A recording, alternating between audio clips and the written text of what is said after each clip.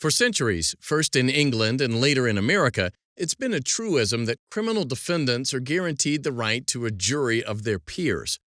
After adoption of the 14th Amendment following the Civil War, the notion of a jury of one's peers took on new meaning when black defendants were put on trial.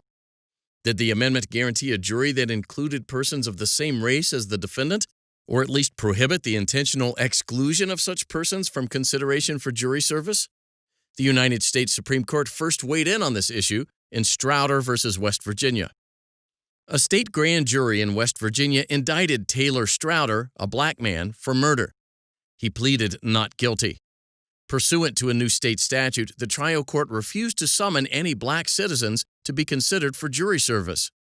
Strauder objected that the 14th Amendment's Equal Protection Clause prohibited the categorical exclusion of blacks from jury service. The trial court overruled his objection and empaneled an all-white jury. Strauder was convicted and sentenced to death. Strauder appealed to the West Virginia Supreme Court. That court rejected Strauder's claim that his jury was selected in an unconstitutional manner.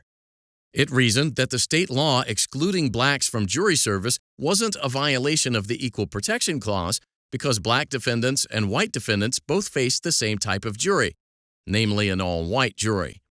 Strauder appealed to the United States Supreme Court.